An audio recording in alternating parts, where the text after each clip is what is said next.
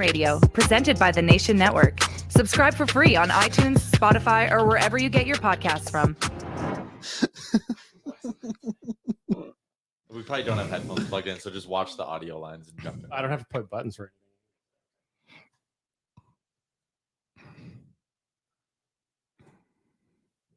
You're listening to Oilersnation Radio, presented by the Nation Network. Subscribe for free on iTunes, Spotify, or wherever you get your podcasts from. I was having Vegas flashbacks there. How so?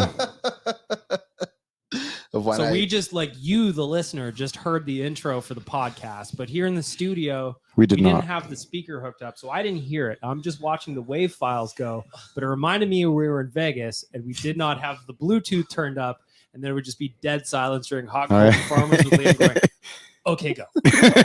Yeah, so we had speakers and like the nub, I don't know what you'd call it, the auxiliary part of the cord is just broken in one of the roadcasters. So we're just toast.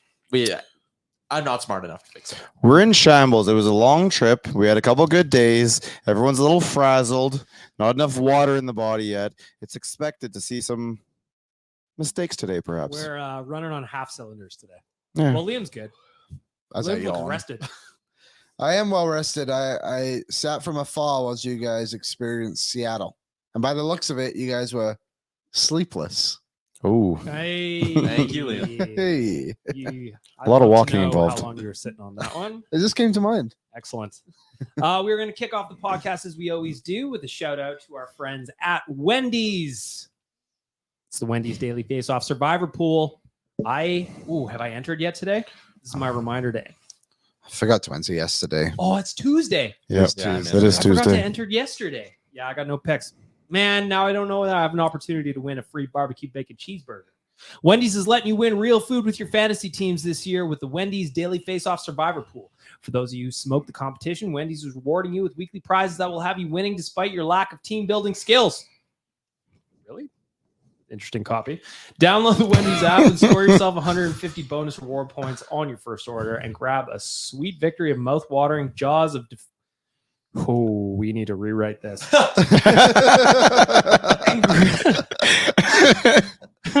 Put your prediction skills to the test and score yourself 1,300 bonus points if you win the week. Use your points to grab your favorite menu items only at Wendy's. If you want to play, go to dailyfaceoffsurvivor.com, dailyfaceoffsurvivor.com. If you can't remember that, just pop over to dailyfaceoff.com. It is right there in the menu bar.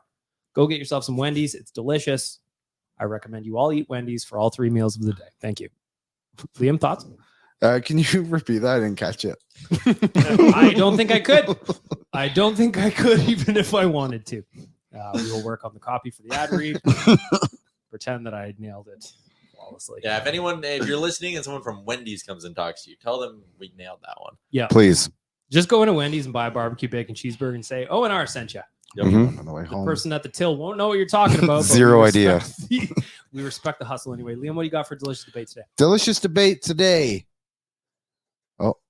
Was firing Jay Woodcroft the right decision for the Edmonton Oilers? Who wants to jump in? Actually, you know what, Liam? I want you to jump in first. We kind of did an impromptu O&R on Sunday morning. I'd love to hear your thoughts first. My thoughts are kind of split, to be honest. I'm leaning more towards no. I don't think Jay Woodcroft should have been fired, but I think when you put it into the 12-game span that the Oilers had before yesterday, then yeah, maybe he should have been fired. But I just don't like the way it all went down initially with, you do it after a win, and then he supposedly finds out after the game, but everybody else knew before the puck had even been dropped. And it's just like all these layers to it that just leave a really sour taste in my mouth, as an Oilers fan. As you want to see that, I feel like this organization has come a long way in the functionality of it. And now functionality? Yeah. Feng shui. Feng shui. Everything is properly placed. Very well. And now it almost feels like they've taken a weird step back in some aspects too. So I'm split. So the answer to the question is no, I don't think they made the right decision. I think the other thing too is let's go back to the coach firings recently for the Oilers, right? McClellan, whatever, but when they fired Dave Tippett and brought in Jay Woodcroft, it had been months of speculation. Yeah. It wasn't just a little bad start. It wasn't November, right? It was February. Mm-hmm. And we all wanted Woody. we were sitting there going, Jay Woodcroft's on the farm, bring him up, he'll play the kids, all this. And we got our wish more or less as a fan base, like to a T. So it was very easy to get up for it. Yeah. This one, we liked Jay Woodcroft as a whole, as a fan base. Did he have annoying tendencies? Like, yeah, every coach does. We'll find some with Knoblauch in a month or two, trust me. But like, Woodcroft was a likable character.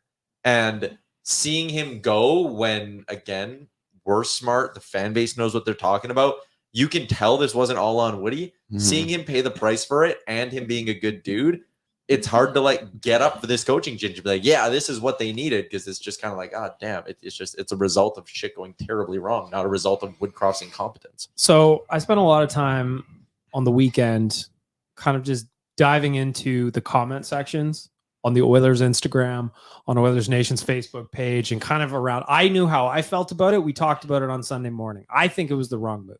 Yeah. There were so many things going wrong with this team that were outside of Jay Woodcroft's control. He didn't tell Jack Campbell to stop 82% of the pucks that came his way. Like, that didn't happen. But when I was digging into the comment section, I don't remember a coach being fired around here. And God knows there's been a lot of them where everybody was so much on one side. Yeah.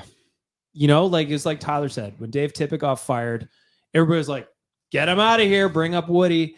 And even before, it's like, oh, Ken Hitchcock, I don't know if he's the guy. And then he got replaced. And then Tom McClellan was having a rough go. When did Tom McClellan get fired? Do you remember? 2019. But like what month? Like how early into the season? I feel like it was early. Well, no, because Hitch took over. I want to say it was like January. Liam's looking for it. Todd McClellan fired. But anyway, I don't think it was the right decision, because I don't feel like Jay Woodcroft was the problem for a lot of the things going wrong. Now, the Oilers won 4-1 last night. Kris Knoblauch, first NHL victory as a head coach. You like some stuff you saw, but ultimately it's a little bit of a dead cat bounce in terms of like new coach coming in. It's not like he changed anything. Go ahead, Liam. November 20th, 2018. Wow, it was early in the season. So it was relatively early. A week later than what Woody got. He made up his mind after a Sunday loss to the Las Vegas Golden Knights. Actually, it says that. Las Vegas Knights. I remember that. Nice. Rick, what do you think? Fire Woody. I don't know if there's a right or a wrong decision. Like Connor said, our season at that point, before the Seattle game and maybe a bit before that, it was a death by 1,000 cuts. There was not one area, and I've said this more than once, there was not an area that I thought was more responsible for the issues than anybody else. It goes from the top to the bottom. The GM could have done better. The coaching could have done better. The offense, the defense, the goaltending, the neutral zone play, special teams. PK wasn't doing it. Power play really wasn't pulling us along, keeping us out of the mud. So I don't know if right or wrong is the way to say it. But I guess they felt like they had to do something. After the Seattle game, I kind of thought that this might kind of go away a bit. I felt like I saw something different out of the team in the last couple of games where they were a little bit better defensively against Seattle. I know there's like no shots in the third, but we weren't giving up a lot of grade A chances and nothing was going in the net. So it's kind of the time where we've seen this team go on long runs of ineptitude before, where, 1-13-1 or whatever the hell all those records have been.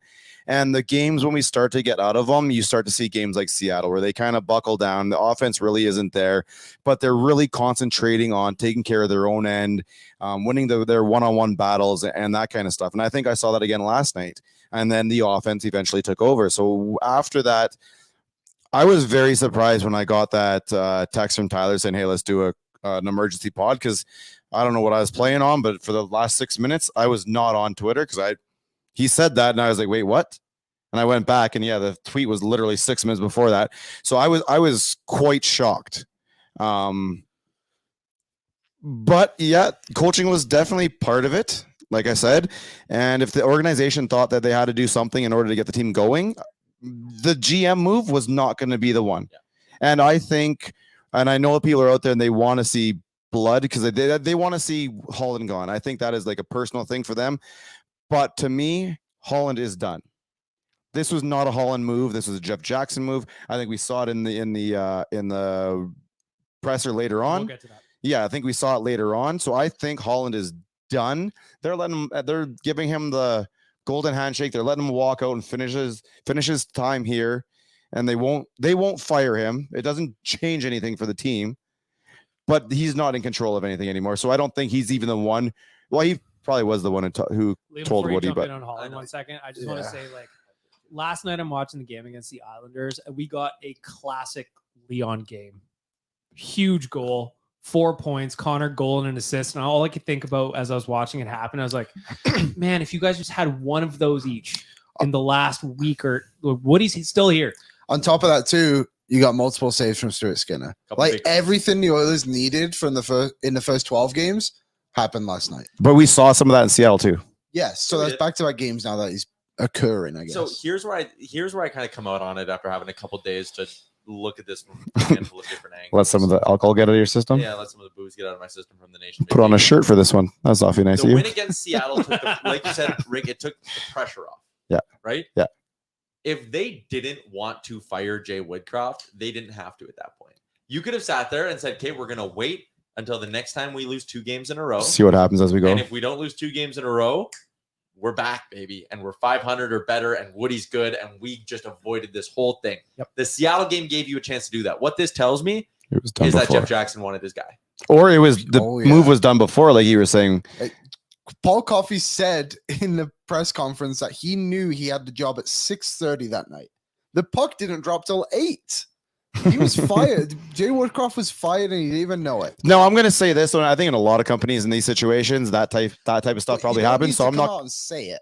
Like, Yeah, but I don't- So I want to talk about. I don't know if he said it with any Yeah. malice or anything like that. If No, he no, just no. said it because words popped in his head, and He that's was kind of just bluntly He was honest. just, Yeah. said And everything. he was yeah. bluntly honest to the point of maybe we're like, bro, you should have dialed that in a little bit. Yeah. But I want to talk about the press conference specifically. So I don't know. I just don't know that I've seen a coach getting fired be so universally panned by the fan base before. well, because this wasn't about the coaching wasn't the grade A issue. There, and again, I don't think there was one that was heavier than the rest, but it was the easiest one, and I got the biggest change out of the team. I think is the prevailing opinion going into something like that. I wonder too if the reason why everyone's a bit upset with it is obviously Edmonton's a very smart hockey fan base. Yeah. Like everyone knows the game very well. You go to the games and the guy sitting next to you is commentating the game and telling you what every player should be doing. It's fantastic stuff.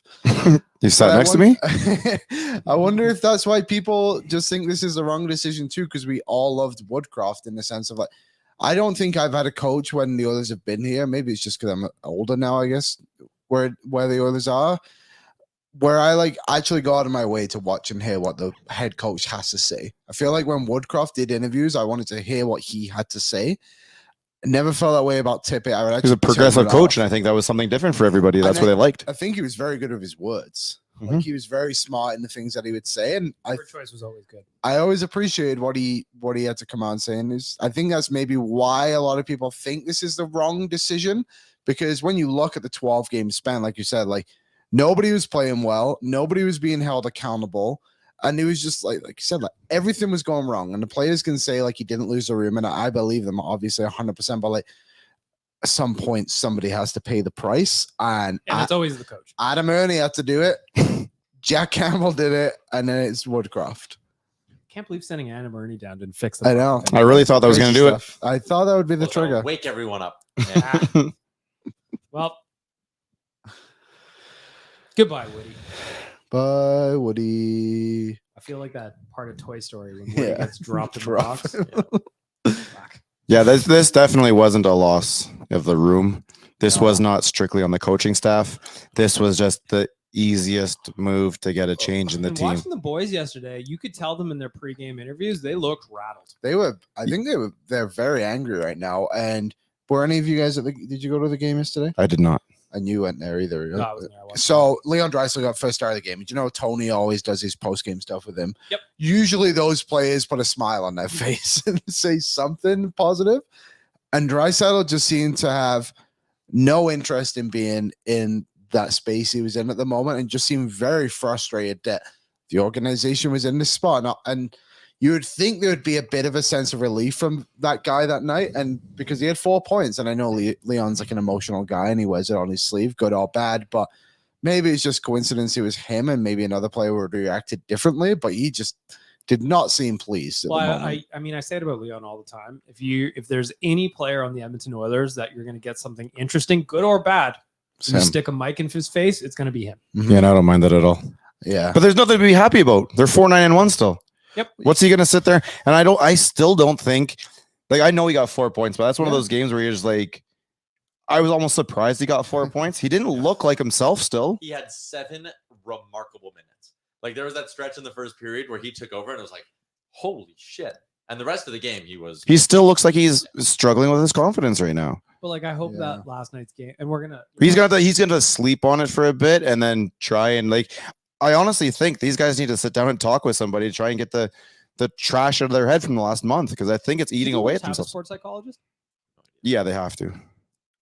Like, it may not be labeled in the book, and people will lose their mind about it, saying there's not one there. But yes, they definitely have options and out there to people to go talk to for sure. I'd be blown away if not. Next thing I want to talk about before we get to Kris Knoblauch being hired, because I want to dedicate some time to that, is the Holland Jackson presser. That we were at the football game in Seattle, and I'm reading all the quotes from the presser, and I'm like, I remember thinking in my seat, I'm like, am I reading these incorrectly? Because it seems like Holland and Jackson are directly contradicting each other on the sequence of events.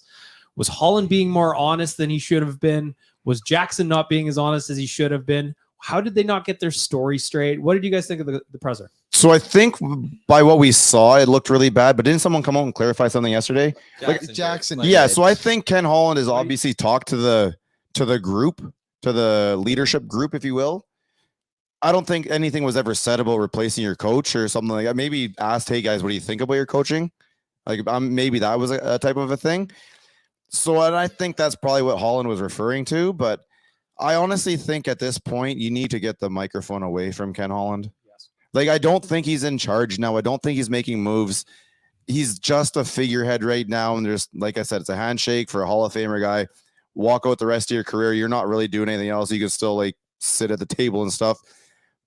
But I don't read too much into it because I just don't really think too much of what he has to say right now. Liam, I wanted to get your whole thoughts on it. So there's a press conference plus the Holland take. So I just wanted to let you go right now. So the press conference was a mess, to say the least. And I think for me that I agree with what you said. Like, I think they were just talking about two different things. And like Holland, it's not talking to the players like you said, like, oh, should we fire Woody? He's probably like, hey, like, how are things? What do you guys like, think's wrong? What's going on here? Like, all that kind of stuff. And I think what Jackson was referring to was directly like, no, we did not talk to the players about changing a coach. Total sense. Mm-hmm. And it makes sense. But in that situation, Jackson should back up Holland in the sense of like, yep, Kenny does. Who spoke first?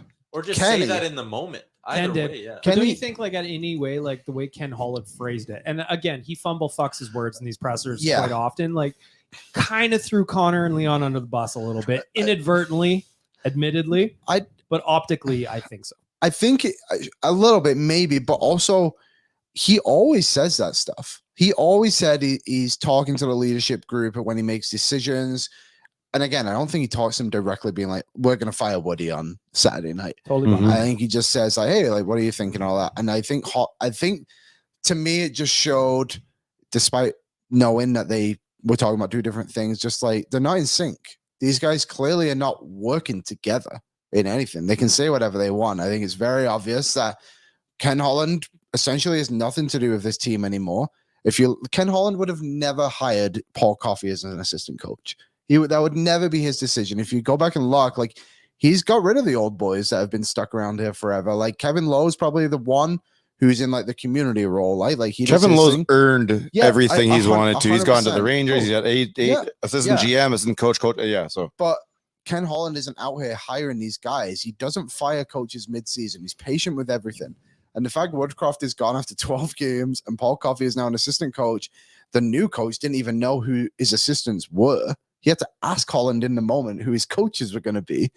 And to me, it just shows that like there's nothing going on with those guys that is like a positive thing right now in the sense of Holland and Jackson. It just seems very negative. And I also think they should just fire Holland. Just fire him. And I get it. No, you can say what you want, but at the end of the day, what are you waiting for? He is not in a position as a general manager right now. You're keeping him around to make phone calls. And if the new general manager can't come in and also just make phone calls, then why even have one? Because the talent pool It's a you're going to hire respect from factor. isn't as good right now as it will be in the summer. Wait till the summer when people are Then available. hire an intern within the organization. So right now, essentially, the Oilers have said there is nobody in our organization that can take over and do a general manager job Gretzky for was like 6 "No." months. Like you probably could hire Okay, Gretzky for but 6 if months. we're talking about Ken Holland's strengths and weaknesses, like, I mean, last year, did you not like what he did around the deadline? I'm not. I think he's done. I think he's done good things up to now. Yeah, me too. I'm not going to sit here and pretend that Ken Holland has done a bad job because that would be wrong of me. But there's clearly areas throughout this team that have not been addressed for multiple years. One of my favorite quotes, and I'm paraphrasing, so I don't have the exact quote in front of me, was when Holland goes, Woody had a hard time keeping players accountable because there wasn't enough players to do it. I was like, yeah, but that's kind of your fault, that's man. you. But I mean, at the end of the day, he put together his nucleus last year, right? He's got a bunch of guys under 3-year contracts or whatever, 3+ years, and that was going in. So it's either we roll with Yamo this year, or we move on and we move on to somebody else. And they moved on to somebody else, and he made his bet. He made his bet. He's got to lay in it, and it's not worked out for the first 8 games or whatever he's played. I mean, I'm not ready to tell you that Connor Brown's been a failure. Yeah, me neither. Right. So who knows? By April, maybe Connor Brown is a big thing, and maybe Ken Holland at the end of the day did put together a roster that can win the Stanley Cup. But at the beginning, like I honestly think that he's done enough for the team that you can shadow GM the rest of the year, because I don't think there's very much any GM in this world can do with this Oilers team right now. With their cap situation, with absolutely everything, I don't see how there's a lot of moves that can be made by anybody, any GM. I think that, sorry, Tyler. I think Tyler nailed it in the sense that bringing an interim GM for 6 months optically is probably poor. So just leaving Holland there. You have an interim anyways right now. He's just behind the shadows. An interim GM's not going to be able to do anything without Jeff Jackson's approval. Ken Holland's not going to be able to do anything without Jeff Jackson's approval. And I know now this is a little bit talking out of two sides of my mouth, and it's also a little tongue in cheek, but like, I also kind of want Ken Holland with 0 eyes on the future running this thing, because I want some shit to go down at the deadline. I want first-round picks and Xavier Bourgault going out the door and Travis Konechny coming in. Like, I want some big splashes. Did you guys read Speck's latest by any chance, where he threw Brad Holland under the bus for signing Jack Campbell? Apparently he is the guy in Toronto. Like, that's why Brad Holland is based, apparently, and watches these guys and everything. It's interesting. I mean, like, the Jack Campbell thing too obviously has not worked, but at the time, it's not that bad, man. Goaltenders were falling just off the list, left, right, and center. Nobody wanted to be here. Jack Campbell said he wanted to be here, and the Oilers signed him. And at the time, there was obviously question marks, but it was all like, yeah, this is probably good, better than nothing. But the question mark really was not so much the dollar amount as the contract length. Nobody expected him to fall off the way he has. No, I don't think anybody can sit there and go, you brought in a 700 goaltender or whatever, because I don't think that's what he brought in. And I think everybody out there who's actually sitting here judging it down the middle and not just, anti-Holland stuff is surprised.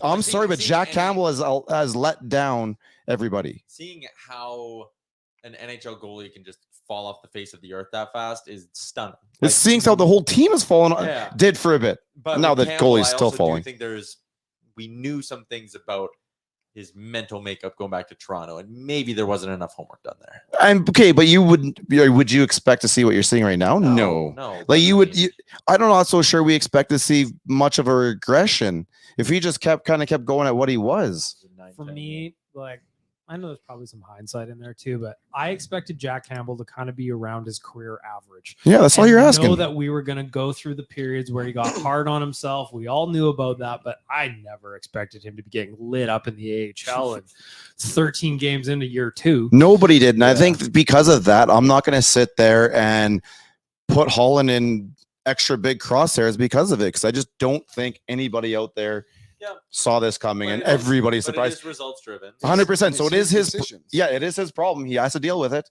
and he ultimately has lost his control over the team. He's lost, the biggest part of his job.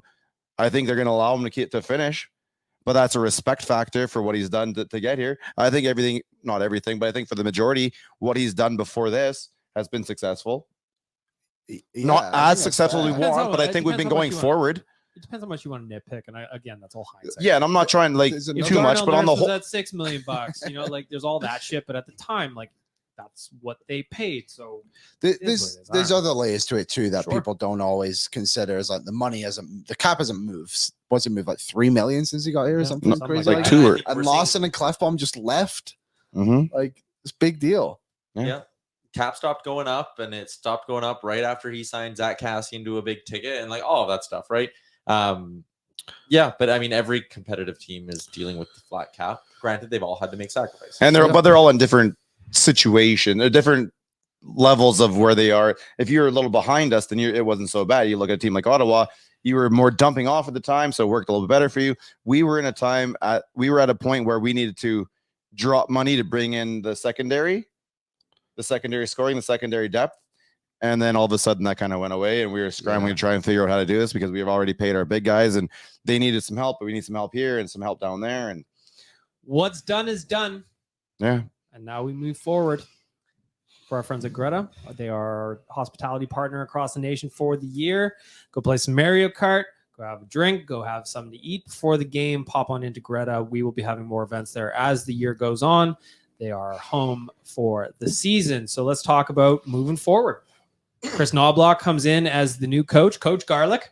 garlic. Everything's better with garlic. It's true.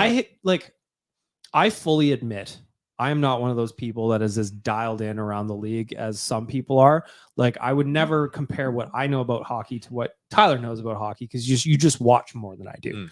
So when I saw Kris Knoblauch's name from Frank as the replacement, I was honestly really surprised that they didn't go with a guy who has been around the block, one of the retreads, I guess. And I think this again just speaks to who's making the hire. We've now all seen the quotes about Jeff Jackson talking about Kris Knoblauch in the past. Very high on him. They have a relationship. Did Holland not interview him too before? Yeah, Yeah, he Grand had- Rapids. And he's interviewed, I think, for an Oilers job too. Yeah, 2019 before Yeah. Tippett. Yeah. Really? Yeah, Mhm. because there was a lot of smoke. I wanted Knoblauch. So this is not. I'm getting a little sensitive right now because I think too many people are trying to like compare Connor and LeBron. I don't think Well, I'm gonna Connor talk had a about lot that of say in this, Yeah. but I think the narrative that is out there, and there's a lot of people who like to speak in a certain way you're only going to hear Connor LeBron-esque type of speak for quite some time here, and I do not think it's very productive at all for this Hey, city. you know what? LeBron's got championships. But what about bringing in another kind of progressive coach as opposed to doing the retread? We'll do the narrative after. Yeah, I know. I think that was probably the right move. It's definitely a little worrisome because we are 1-1 with that right now. Because I think that the first time we tried this progressive coach thing, it did not work, and it did not work very, very well, and it ended up in flames with Dallas Aikens. Well, if Kris Knoblauch starts taking away the donuts from the media, we're gonna have a real problem around here. Yeah, and then with the Woody thing, I know he's a progressive coach, but we were nurturing him for the head coach spot for a very long time. So that to me was more about bringing somebody up through your organization and not necessarily just going after the progressive thinker. But now we've taken a step, but I don't see him being that much different than Woodcroft. I think this is all on the players, and it's up to them to. Yep. Well, this season will go where the players take them, regardless of the coach is Woody, Garlic, or any of the four of us. What do you think about the choice, Tyler? So we talked to Bruce Kurlock today, and as you know, BM, he's amazing at breaking down systems and Yep. seeing the game through that lens. And he kind of said the neutral zone is going to go back to what it was last year, and the D zone is going to kind of go to what it was last year. And maybe there's a difference in the fact he likes to attack east-west more. So you'll see maybe some more high-risk cross-ice passes Oh, good. from the Oilers breaking in and things like that. And I mean, it could work though, because that usually allows you to unlock your speed off the rush more, right? When you're making that far cross ice pass, letting a guy skate into it and getting the other team kind of stuttering a bit. I hope he changes the breakout. Yeah, the breakout stinks. What, you don't like three guys standing at the far blue line? The one Drives long me nuts. 60-yard pass? There is no support from any of the forwards on the defenseman. It leaves them hanging. Anyway, Yeah. go ahead. But I do think largely it's going to be pretty similar here. I think we might see less of a blender, at least to start. It feels like they kind of Interesting. He didn't really blend anything last night. Didn't blend Until Holloway got until hurt. Holloway got hurt. Yeah. Gonna have to No now. choice. So I like that. I like that he's maybe going back to the more classic neutral zone thing. I like that he's maybe going to unlock some speed for the Oilers off the rush, because there's no reason why they shouldn't be one of the best rush teams in the entire NHL with their speed and skills. So yeah, I think there's going to be a lot to like, but ultimately kind of similar to last night's game against the Islanders. Like the way this team's going to turn it around is when they start getting saves, start getting better puck luck with their shots in the ozone, and their power play gets better. That lateral thing scares the hell out of me because if you've watched anything this year, Leon is definitely not passing like Leon, forehand or backhand. Connor can't really get a pass to Connor last night. That was dope. That was so. Like I said, maybe we are back and the kind of things are gone. But if before Seattle, we couldn't make a pass over one dude's stick. There was, I'm sure when I say it, one of you guys will remember it.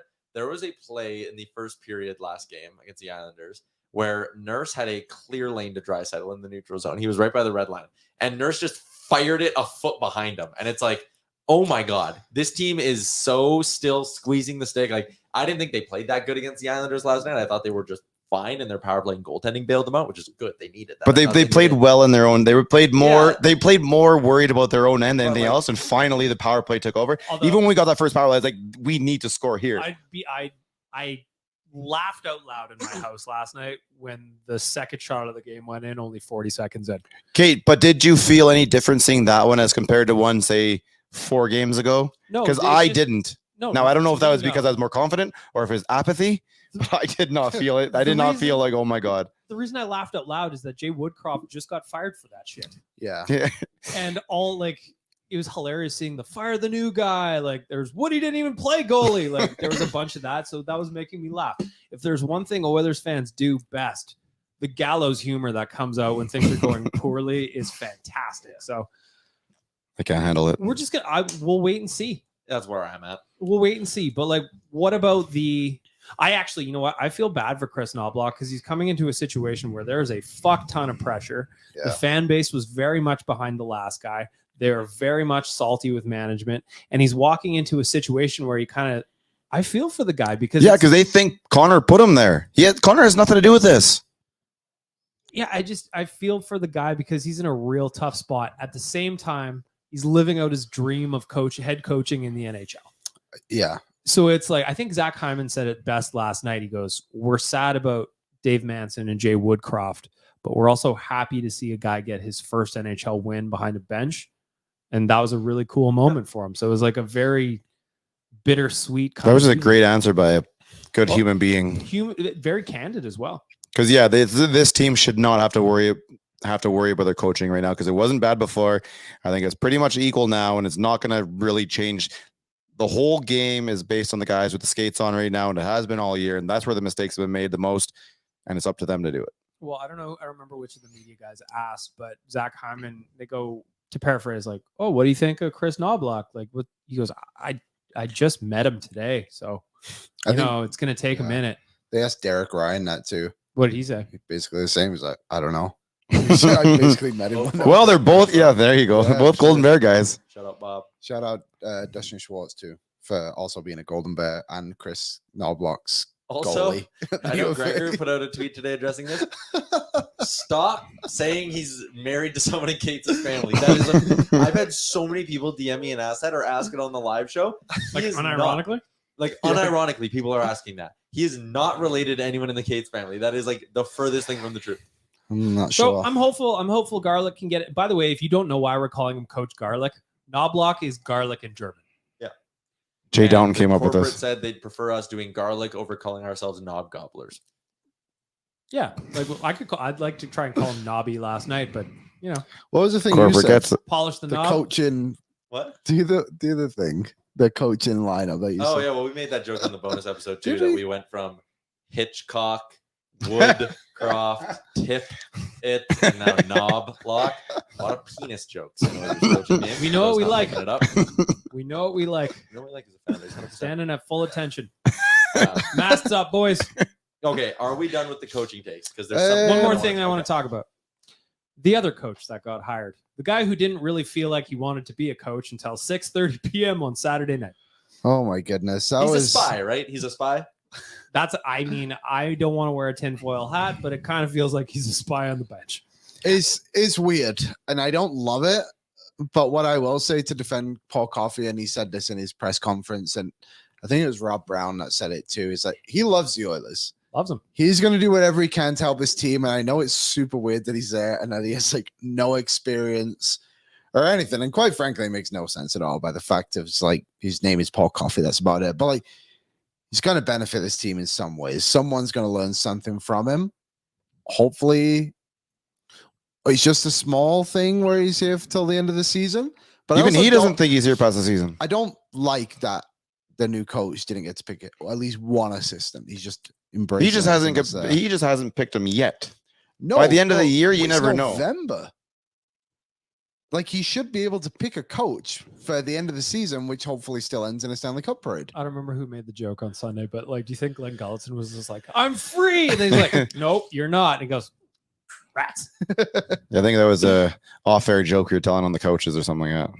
Well, who knows? Like, that episode is. I apologize, everyone who sat through that bonus episode.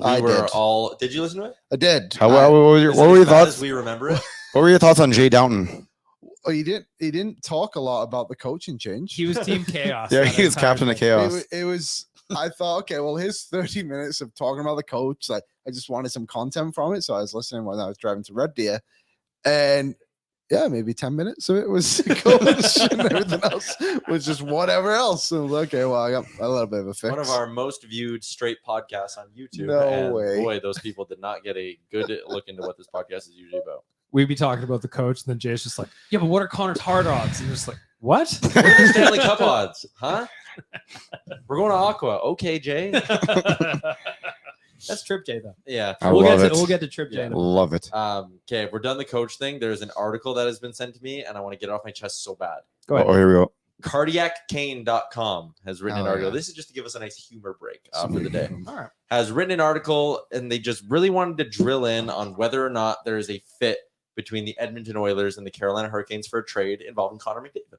Oh no! Turn everything off. Just want to dig in here. Oh, so this is from cardiaccanes.com. Yeah. So I said Kane. No, Cardiac Canes. Is that cardiaccane.com. Okay. So they want to dig into it. So the first name they start with as a potential fit is Martin Necas. But then the writer does point out that the Canes likely wouldn't do Necas for McDavid because as of right now, McDavid is a downgrade on Necas offensively. So it's satire. This person is serious. Oh my god. Then would Teravainen and money be enough? It could. Again, how much money comes along with him? And then it says that Carolina doesn't want to lose Teravainen as a secondary scorer. And Edmonton wouldn't be that interested. And then would they consider Brett Pesce in future considerations? And the person said no, because Carolina probably wouldn't want to downgrade on D. This person should lose their website, their Twitter handle. They should lose all their computers. Yeah, would we trade an expiring contract and Brett Pesce for a guy who just scored 160 points last year? No. No, I'm just going to hope that's not really like the normal mentality of a Canes fan. I feel like they're probably a little bit smarter than that. Oh. The fact that you could actually come up with those thoughts and still figure out how to type it is actually pretty impressive to me. I'm surprised they breathe without assistance. It's making the rounds on Twitter. If you see it, read it. It's a good chuckle. So what was the one trade they said they would do? Teravainen and money? Yeah. Speechless. How many games has that team won in the playoffs? Or no, what is it? 0 Eastern Conference wins in the last? Yeah, exactly. They're Well, the That's Oilers stupid. did win last night. It's 4-1. So I got to tell you about our friends at DoorDash. For a limited time, our listeners can get 25% off and 0 delivery fees on their first order of $15 or more when you download the DoorDash app and enter the code NATION25. That's 25% off, up to $10 value and zero delivery fees on your first order when you download the DoorDash app in the App Store and enter the code NATION25. NATION25 gets you 25% off your first order with DoorDash. Offer valid in Canada, subject to change. Terms do apply. So last night, we got a 4-1 win over the New York Islanders. Connor McDavid, 2 points. I got to say, when Connor's goal slipped through, I fist pumped so hard, it was like a fucking tiger uppercut from Street Fighter 2. I thought I was going to punch my roof. He needed that one so bad. But I'm asking you boys a different question. Who delivered last night? Or just in general, what do you got? For our friends at DoorDash, Liam, you're up. Stu delivered. 970 save percentage. Despite allowing, what was it, the second goal of the game or whatever it was. He was solid all night, and I think he was able to give his confidence to the team in front of him, saying like, I can stop pucks again. So that was big. 944 and a 970 back-to-back games. Yep, Tyler, shout who outs delivered to- for our friends at DoorDash? I'll try to get a little bit different here. I'm going to say Evan Bouchard starting to deliver a little bit with played some really well solid last play. In the month of November, when he is on the ice, the Oilers are outscoring the opposition by 1 at 5-on-5. They have controlled more than 60% of the shot attempts with him on the ice at 5-on-5 in the month of December. In every single game, at least 60%. And in every single game in November, they've outshot the opposition at 5-on-5 with Evan Bouchard on the ice. I think a lot of people are now just doing the Darnell Nurse confirmation bias. They've decided to hate Evan Bouchard and not recognize what he's good at and that he is a legitimately talented defenseman. No one wants to hear that anymore. And I think that's too bad because I think he's been playing some good hockey over the last couple weeks. Ricky got for our friends at DoorDash. Who delivered? Well, last night, I don't think you can look any further than the big German. So we're going to give it to Leon Draisaitl. I think I hope that game got him, makes him feel a little bit better. I don't have no problems with that fine he got. I have no issues with that call. I like the fact he has that side to him. And if you have a player out there with a little bit of nastiness in him who could put up 4 points, dude, those guys are there's 5 or 6 in the league that can handle it. I want to talk about the fine after. For DoorDash, who delivered for me, I'm going to give it to Connor because it was the first, before last night's game, it was the first time ever in his career that he only had 1 point in a 5-point stretch. You know, he's gripping the stick a little bit. There's been rumors about how healthy is he, all that stuff. But over the last handful of games, I thought he's looking more like Connor McDavid these last couple of games than we've kind of seen. To see him score a big goal, the relief, the hug on Leon, like Connor delivered at a moment when we needed him to. It was a big goal at a key time of the game. Did you see the people who were trying to lip read what he said? No. And he was like, people were like, we're back. And he's like, no, he said good pass. Yeah, because the pass was incredible. It was amazing. It was a dart from way back right onto the stick. Yeah. Oh, there's Twitter. I do want to talk about another thing Leon did with his stick, which is 5K fine. It was hilarious to me. It was like he went to cross-check him in the back and missed and hit him in the legs, and down he went. He hit him in like the back of the knee. That makes everyone. You remember you use your toe to push somebody in the back and they kind of like fall. That's what it was to me. Like it wasn't. You want to fine him $5,000 or whatever the hell it is. I think Zach figured it out to be $45 to the average Canadian, whatever that means. Go ahead. I think it's stupid, but whatever. It doesn't fucking mean anything. Why is that stupid? Because I think the fine for that equivalency is I think minimal is like a sky ahead of where this thing is. Like $45 out of your pocket. No, that's what I mean. It means nothing to you. Yeah, it's beyond. It's less than minimal. So I mean, the NHLPA has done a fantastic job in terms of negotiating fines and stuff because In the NFL, you look at the NFL. The guy wears his socks too high, and they're like $30,000. A rookie wears his socks too high, and he does not get paid that week because it goes right to the fine. And now Leon loses $5,000. That's the thing that always makes me laugh when they do max allowable fine $5,000. I'm like, Leon probably already had the check written out before he did it. You know what I mean? Like he didn't even use a check. He just went into his jeans. Yeah, just pulled out a wad. He was like, fire this off to the office. Forgot about this. Here you go. Tyler, what do you think of that? Yeah, I don't know. It was dumb of him, like dumb penalty to take in the game, but like I don't think he was trying to hurt anyone. He was just trying to get a shot in at him. And it's just he's still frustrated. He needs to get over that. He does. But I think a guy like that's why I said I think he needs to talk it. And there's so much wrong between the ears of the players right now that nobody likes to give that credit for. That's what's going on right now. There's a lot of pressure going in, and when you start laying eggs the way they have, it weighs on you, and it weighs on you. And if this was a person who works at a Starbucks who put out something on TikTok, said, you know, how stressed they are after December because, you know, you get all the people in there and it's Christmas time and it's a very stressful job, people feel bad for them. But you take a professional athlete with that much pressure doing the same thing, and people don't give two shits no more.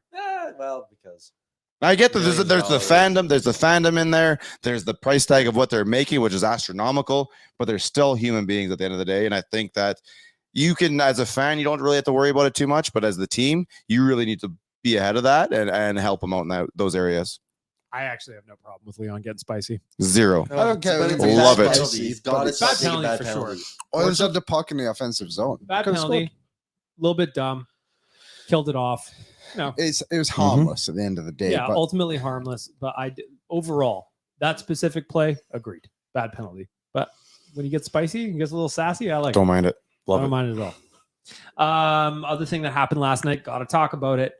Dylan Holloway had arguably his best game all season on Saturday in Seattle. Yep. just an assist off of the Gordie Howe hat trick. I thought I'm like, all right, fuck yeah, Hollywood's good. Let's go. And then last night left the game in the second period. Do we have any idea what's going on with Dylan Holloway? Gregor said months, plural. Plural? Plural, according to Gregor's Twitter. That's rough. Sucks, man. Second straight year he's been derailed by injuries. And this one sucks even more. Like when he got hurt last year, it was at a point he was struggling, right? Like he still wasn't scoring or producing. He wasn't playing all that much. With Knoblauch coming in, it was like, okay, like this guy played good against the Kraken. He was playing good against the Islanders. It was like he might start to get 12 to 14 minutes a night here and put something together. And then boom, he goes down and gets hurt. Brutal luck. It is interesting how Knoblauch spread out the minutes last night. It was a nice change of pace. Brett Kulak on D played 15-13. Vinny 16-52. Like he spread out the minutes on D a lot more, given that they only had 6. Yeah, and they had 2 forward lines. The top 2 lines each played fully together. All 3 guys on the ice at once for over 13 minutes at 5-on-5. It was 13 and then like 16 for the other line. And not one forward had over 20 minutes last night. And that's impressive because it's not like it was Seattle where we are up 4-0 at the end of the first. Yep. It was close. It was close. It was close all game to that first power play in the third period, which case we got a little bit of space. He said in his post game, a big belief of his Knoblauch, that is stability, and that includes keeping lines together even when maybe you have the urge to spin the blender around. And that was, and I hate to go back to it, but that was definitely probably Woodcroft's biggest downfall. He's coaching for his life, right? But we're going back to previous seasons that I know from within the room that some guys did not like how he handed out ice time. We'll talk about that after. Yeah. I liked when the lines were going out too, in the sense of like the fourth line was getting shifts in the third period. When was the last time Lavoie was out there with 4:53 left or something that I noticed? And I thought that was huge. Players' confidence. Yeah. 8:36 last night. James Hamlin 8:08. Dylan Holloway was the low man on the roster at 7:23, but obviously he left in the second period. I love James Hamlin. I don't know. Oh, I know exactly what it is. He's never going to quit on a shift. He's kind of like Sam Gagner in some ways, of like his effort is so clear and obvious every single night. And I really appreciate that from someone like him. Another thing I want to mention from last night's game, Zach Hyman heater. Can we do it? Yeah. 4 goals in his last 2 games, leading the team in scoring right now. Yeah. Well, goal scoring anyway. He's picking, this whole team is turning things around a bit. It's one of those things where Hyman's another guy, like you said, Hamlin never quits on a shift. Hyman's the exact same. You need those guys. And we need Hyman to start putting the puck in the net. He's starting to. Score, and he's been doing that lately. I was saying this on before to Tyler, and things change now that Holloway's gone, but like, where does Janmark kind of fit into this picture now? 13, 12. Yeah, because I think Lavoie is going to need a little bit of time here. Like if Lavoie played one every 4 or 5, or sorry, took a rest on one every 4 or 5, that's not the end of the world for him. It's good for a young guy like that. Pardon? Can you afford 13? I guess because we only got 6 defensemen. They had Broberg up. Yeah, I think at this point, Broberg's definitely going to be taking the hit in terms of NHL playing time. But I like the fact you have a veteran in Janmark who can be your 13th, who can slip in, slip out. I don't think it's a big deal if he plays or not. I think the same thing with Derek Ryan's going to be sometimes where you can't play him. And, and hopefully not, but Holloway might fall over that. If, previous to Seattle, you can see that out of him. Hamlin and I think Hamlin every night. I think Hamlin goes back to Bakersfield when he gets the next 2. You can afford to have either 13 forwards or 7 defensemen. You can't do both. You need to have 7 defensemen on your roster. you can just send them back and forth. Yeah, I mean, there's no COVID. You can fly the guy up by the next day. Yeah, but like still, like if there was ever a situation where a guy got hurt in warm-ups or like was sick, Hamlin, Lavoie can go down. If you may have to get creative. I agree with you there. Yeah, they just can't afford to do the 13 forwards and 7D. And if they're running a minimum roster right now, right? Like, yeah, that's going to be the way it goes all year, and you're going to have to juggle it. I'm just saying, if you have the money to do it, which you could here, you need to send down a forward and bring Broberg back up. And you know what? With that too, maybe this is a good chance for Broberg to come in as well. Like BM just said, like the way the minutes were spread out on the back end yesterday, like Broberg's not going to be sat on the bench watching for 55 minutes a night. He's going to play his fair share of minutes if he's in the lineup and they're playing 6 defensemen. I would, unfortunately, I get that we like him and he's putting in good effort. I'd swap Hamlin for Broberg in a heartbeat. Well, no, I think I wouldn't do it in a heartbeat. You think about it, but you're going to be, but Hamlin's going to be playing. Are you exactly? Are you playing Broberg? Or are you like? No, are you playing? Are you going 7 defensemen on the ice, or are you popcorning them? How often does that happen? I rotate him and Desharnais. See, and I think Vin right now is Playing fine. definitely advanced past Broberg. And that's another thing too. We don't even know if Coach Garlick wants to play 11 and 7. That was a Woodcroft thing. That was very much a Woody thing. So we don't know. We're under the assumption, I guess, maybe it could happen. What were they doing in Hartford? I just don't think that needs to be as much of a thing as like, what if someone gets sick? It's like, when does that happen? Like, you have an idea of how healthy your team would be, and then maybe you can play it from there.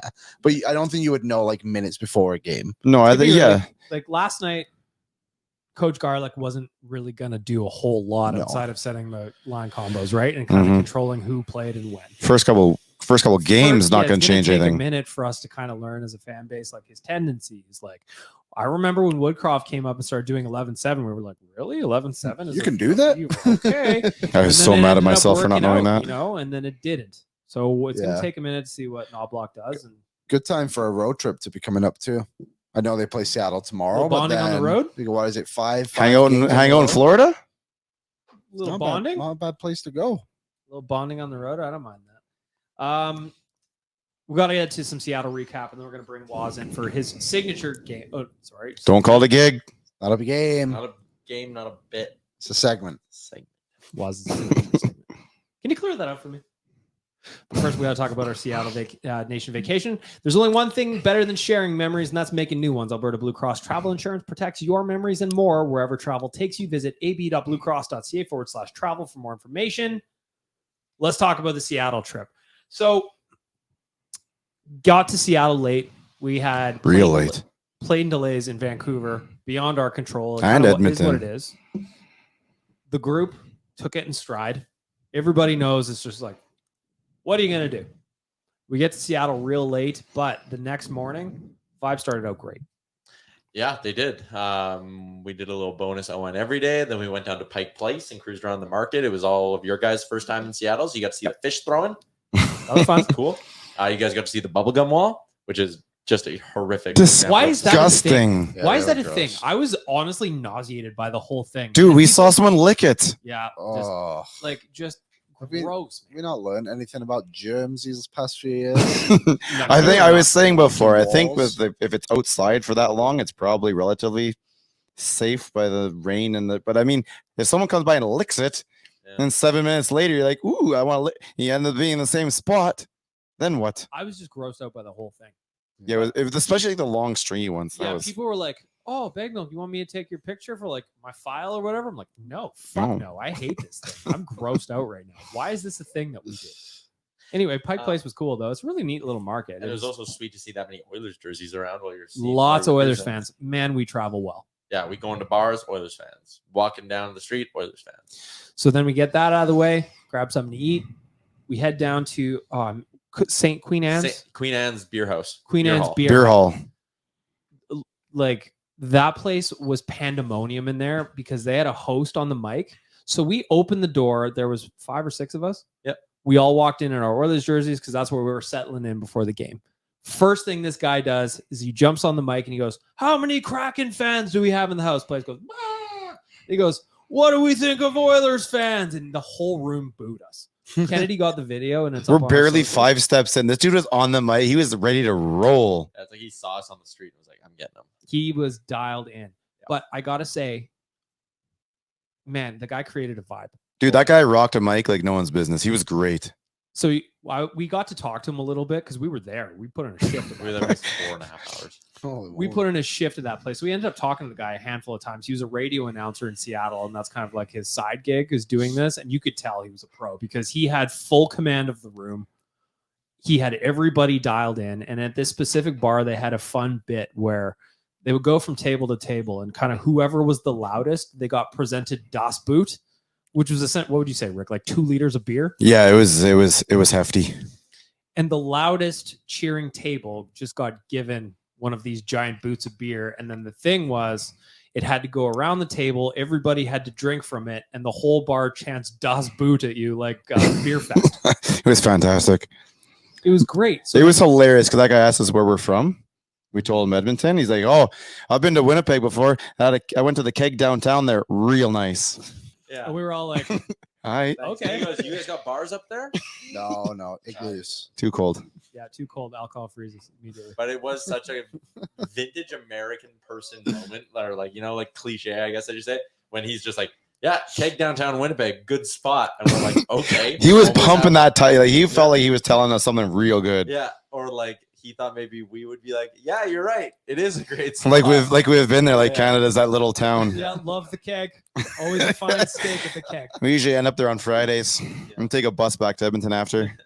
But as we got closer to game or closer to puck drop, more and more Oilers fans started spilling in. Yeah. From our trip and from beyond. We met a guy from New York, massive Oilers fan that flew into The Heritage game. Edmonton for the Heritage Classic.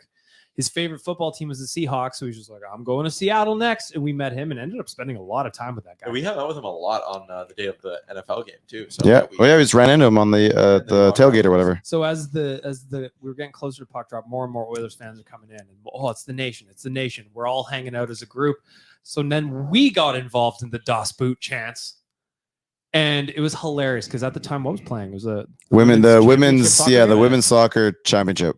So the women's soccer championship. There was a bunch of people in the bar there to watch that, and they were like, "All right, who's here for the women's championship?" And the bar goes, "Ah!" And it goes, "And who's here for the Oilers?" And we went bananas, like standing on tables, banging shit. Like that's what You're supposed to.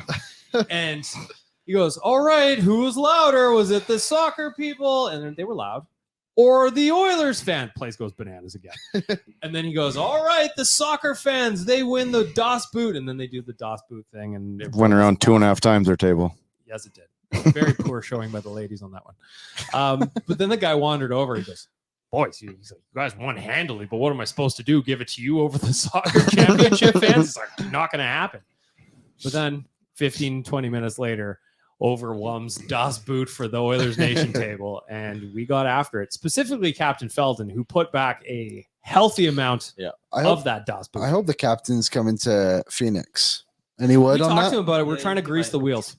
Captain, if you're listening, we can room together again. Aw. You're a great roomie because you were there for one night. Yeah. Fantastic. Didn't leave a left before he mess. woke up. Made his bed.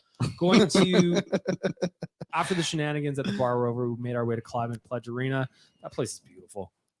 It's Yeah, a you know really what? cool barn. The best part about that place, I thought, was the concourses. Wide. Wide. Tons of space.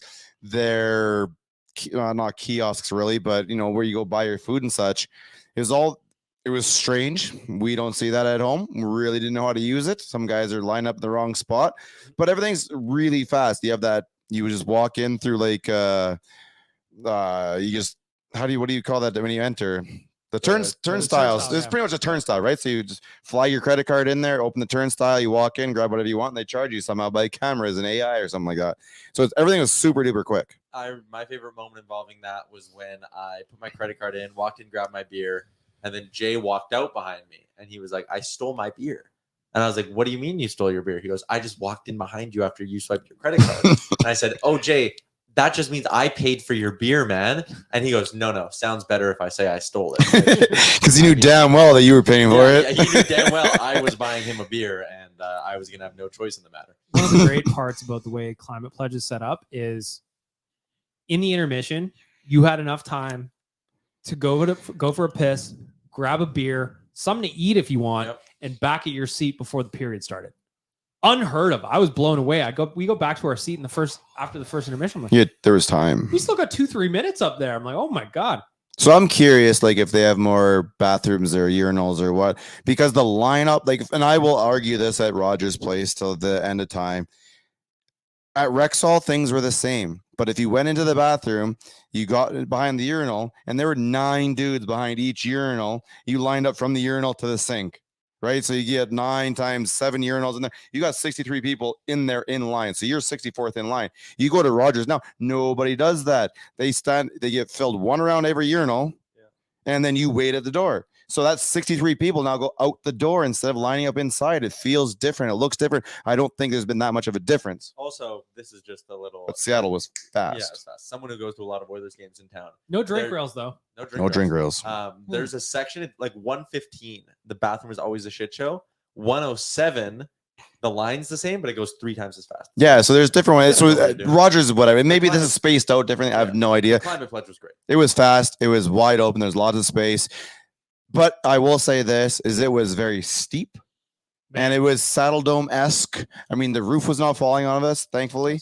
But it was... It is weird. You could almost felt like you touched the roof. You almost right could. there. When we walked to go up our the stairs to our seats, it was steep, and you felt it right away. And when you're like walking between the person to get to your seats down your row, that felt a little bit like you wanted to hold their shirt just to make sure you don't fall. Just in case you didn't take a tumble. Like, Yeah, I'm thinking about Coombsy at the Saddle Dome. that's exactly, dude.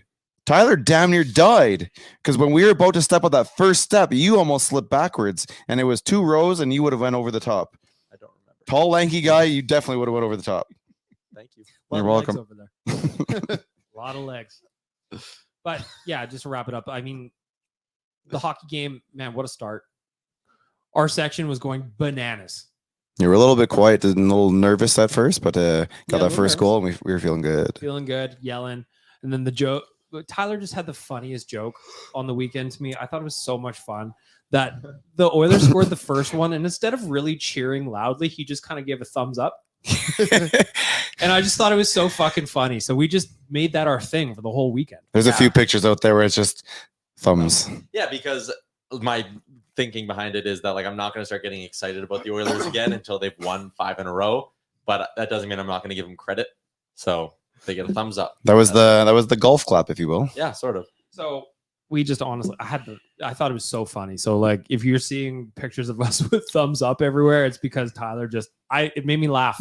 I didn't expect those to be your moves, standing up and going like this. Good stuff. Good stuff. So after the game ended, Aussies. we found every Oilers fan we could find, and we packed this bar that was just like a block and a half, 2 blocks from the arena. Oilers fans everywhere, and boy, did we get sweaty. You were shirtless in a bathroom at one point. Yeah. Yes. Because what do you have on? Probably a hoodie. So I had a hoodie on, jersey on. I was wearing a toque. He had to get it off. He had to cool down. Like I hit the D floor, and I hit the D floor hard. That's what he When I does. got the urge to boogie, I need to boogie. So, things happen, and I dehydrated just as quickly as I rehydrated. And I go into the bathroom, I'm like, I peel everything off, and all the dudes, and they're like, "What are you doing?" I'm like, "Boys, it's hot out there." So then just pop the jersey back on, a hoodie around the waist, away you go. And also, you want to talk about germs? They were just serving booze in syringes. So you'd be on the Jello shots. Yeah, but you'd be on the dance floor, and someone would just stick a syringe in your Well, mouth. just for the record, I do believe the syringe, you should be taking them as a one-time thing. Like that's the intention. It's like handing out a shot glass and everyone taking like a little scotch sip out of it. It's not intended that way, but that's good. Someone just come up to you. You want some? You're like, yeah, I expect to get it all. Like, no, there'll just be a little bit there and then hand it off to the next person. You're like, Well, even all same right. with the Das Boot thing. Like, yeah, that was pass it around the horn. Let's go. But we had a late night. My favorite part, and we didn't talk about this on the Sunday episode, and we got completely derailed by the coaching thing, is we went to go for pizza late. Oh, by the way, they free pour in Seattle at a mind-blowing fashion. Do not. It is unnecessary to order a double. Yeah, don't order a double. I don't know why I kept doing it, like expecting a different result. Dude, you watched the first one go, and those were like essentially solo cups, but they're the see-through ones, and you filled up mostly with ice because that's what you do. This thing was 3/4 full when he would put down the spice rum bottle. Then we went for a little drink afterward at like just mid. The whole point was to start walking home, and we were walking home, and then there was a little pub, and Jay was like, "Well, hey guys, we just stop in here. We're getting a little thirsty." So popped in. popped I in. go, "Hey man, can I have a double spiced rum? That's my drink." No cola no. in it at all. Yeah. None. And I go, "Hey man, can you give me a splash of Coke in there?" And he goes, "Frick," like a little. I'm like, no, fill the glass. I'm not trying to like fall on my face on the way home here. Which was funny though, because we all drank at a regular rate, and he looked over, and bagged milk's glass did not change. Then it was like, "Okay, are we ready? We're ready. Okay, we're ready. Yeah. Ordered up some Ubers or whatever the hell it was. We walked, I can't remember. And then he looked over, and he just killed that thing. And then we I'm went. no quitter. Then we went to No the quitter. Domino's by our hotel, and it's closed, but the staff are still inside. So we went and we banged on the window, and we were like, "Please, can you please make us one pie?" And She made us dance. The employee said, "Sure, but you have to dance."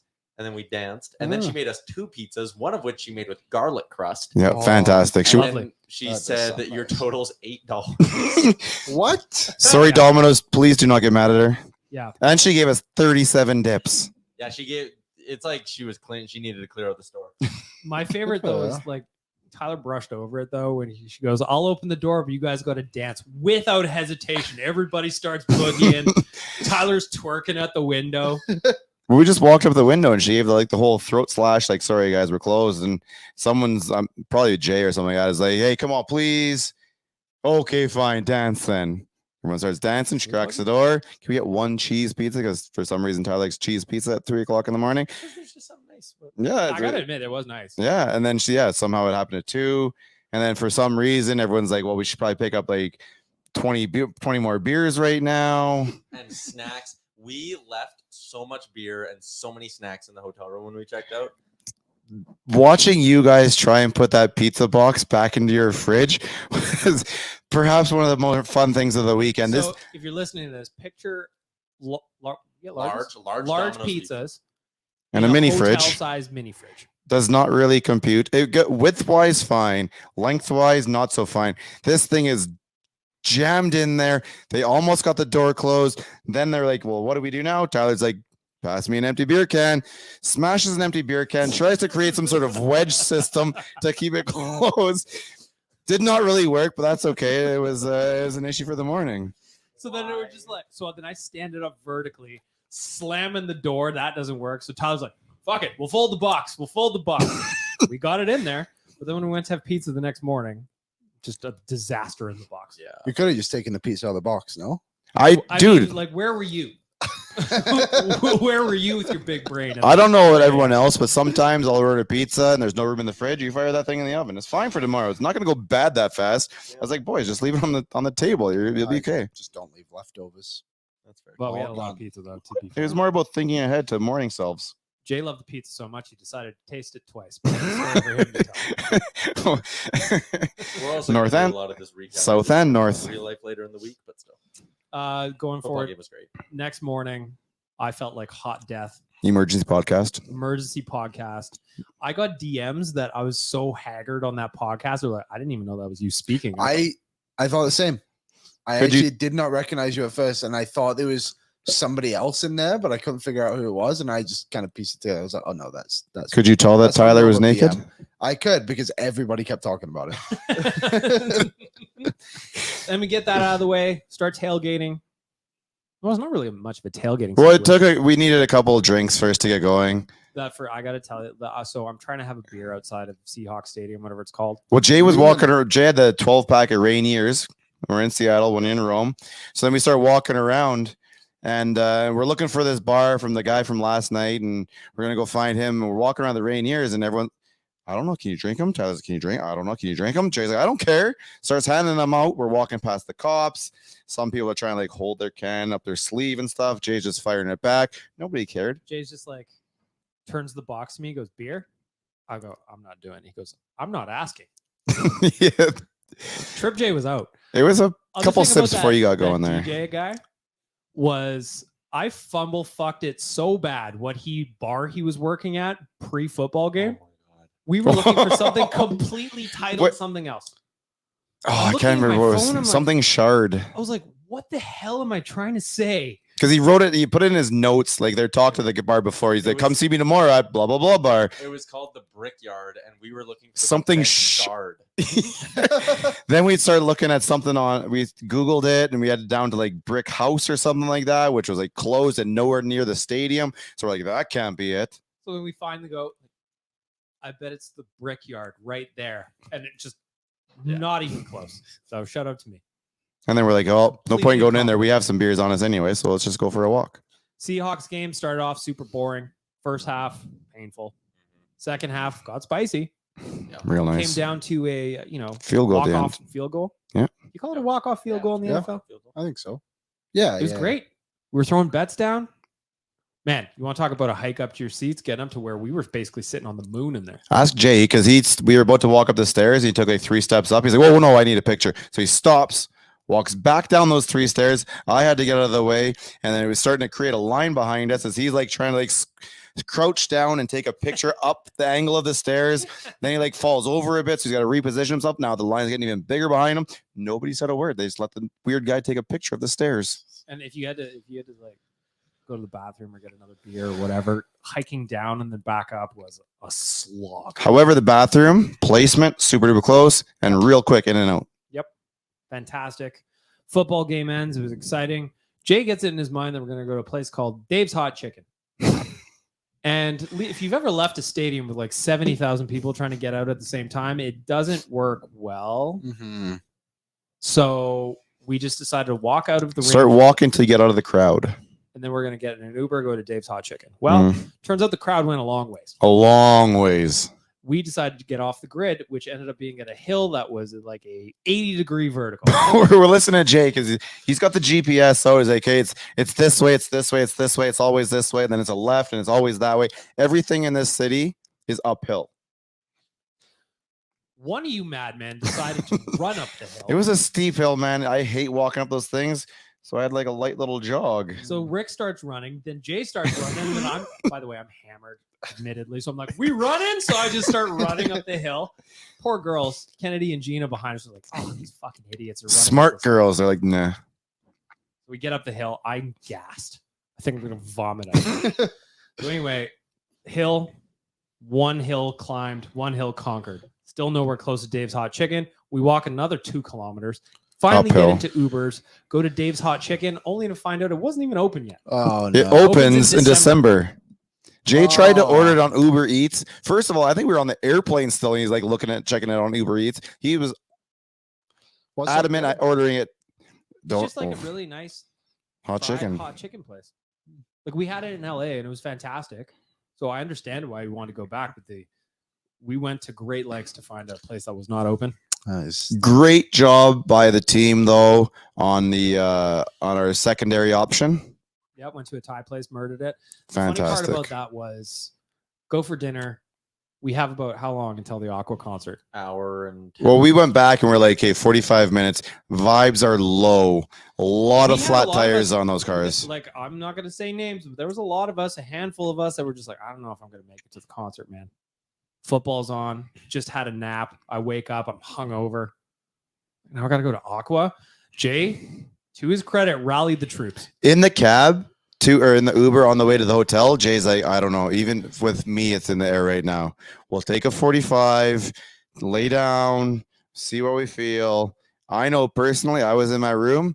I was just waiting for Jay to go, guys, I'm not really feeling it. And I was going to give a ditto, turn the phone upside down, and just ride the bed for 12 hours before the flight.